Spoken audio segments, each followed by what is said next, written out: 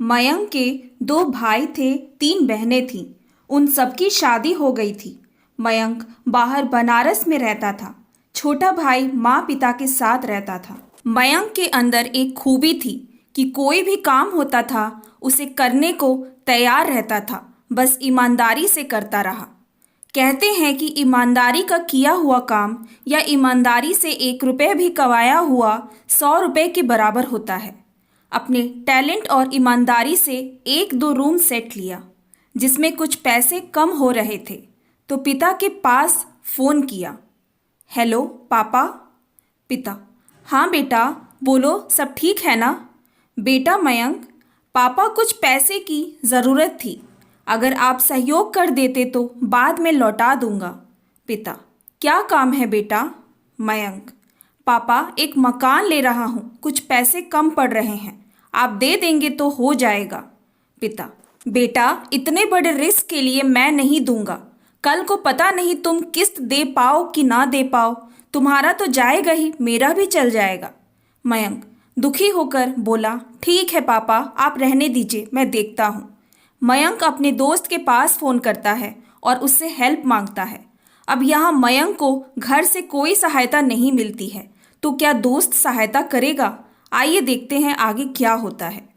मयंक: ट्रिन ट्रिन, अरे यार राहुल, उठाओ फ़ोन। राहुल: हेलो, हाय मयंक, कैसा है? आज कुछ अपसेट लग रहा है, क्या बात है, बता ना मुझे। तो बता सकता है। मयंक: हाँ यार, थोड़ा दुखी हूँ।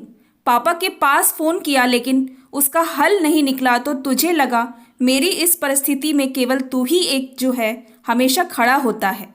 राहुल: बता ना क्या बात है। मयंक: राहुल, एक मकान ले रहा हूँ और उसमें कुछ पैसे कम पड़ रहे हैं, जिसकी वजह से रजिस्ट्री रुक जाएगी। राहुल: ओह, इतनी सी बात, बताओ कितना चाहिए?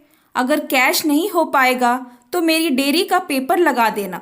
मयंक: भाई, आज तू ना होता तो शायद मेरा सारा पैसा डूब जाता। थैंक यू भाई। अब मयंक बेहद खुश हुआ और 2 दिन की मोहलत मांगा था, सो समय से डेयरी के पेपर लेकर और बाकी पैसे लेकर पहुंच गया। रजिस्ट्री हो गई। अब गृह प्रवेश करने के समय फिर माँ पिता बहनों सबको बुलाने के लिए फ़ोन किया, तो सब बड़े ही खुश होकर सभी लोग आए।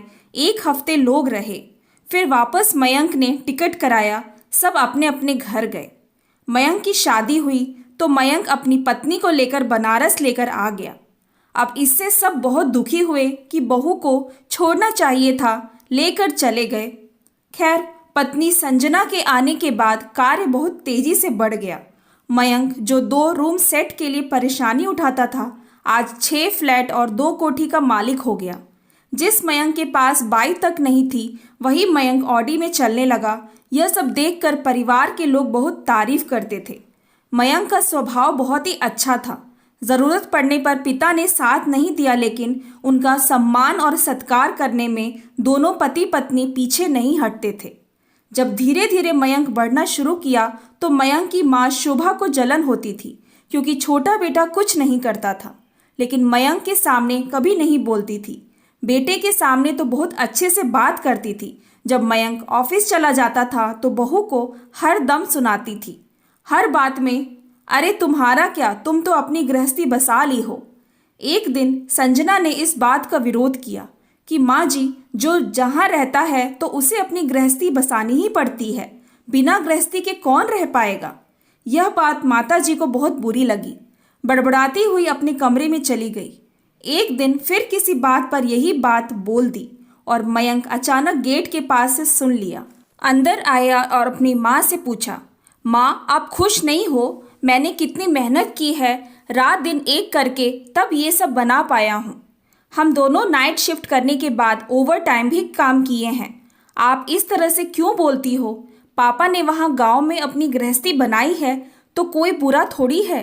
कल को विमल भी अपनी गृहस्थी बनाएगा, अब उससे भी सब जलेंगे। बेकार की बातें ना किया करो, भगवान का नाम लिया करो, खाओ पियो मस्त रहो। किसी भी चीज़ की ज़रूरत हो तो आप बेहिचक मुझसे बोलिए, आप सब मेरे लिए ईश्वर के रूप हैं। और इधर संजना को भी समझाया कि माँ की बातों का बुरा मत मानना, जो जैसा करता है उसे वही वापस मिलता है। तुम अच्छा कर्म करो, फल की उम्मीद मत करो, तो तुम हमेशा खुश रहोगी। कुछ ही साल बाद से मयंक अपने पिता को कुछ रुपए महीने का फिक्स कर दिया।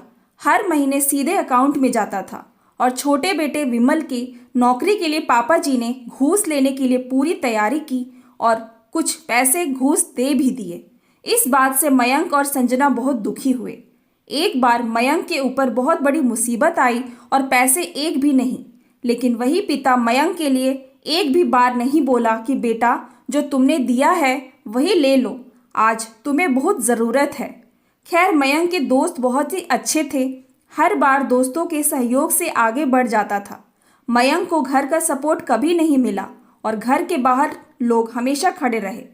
कहा जाता है जिसका कोई नहीं उसका भगवान खुद ब खुद व्यवस्था कर ही देता है, किसी न किसी रूप में। तो यहाँ राहुल ईश्वर का रूप धारण कर किए मयंक के हर कदम पर खड़ा रहता था और मयंक भी राहुल के लिए जी जान हाजिर किए रहता था। अब मयंक के माता पिता छोटे बेटे और छोटी बहू से परेशान हैं।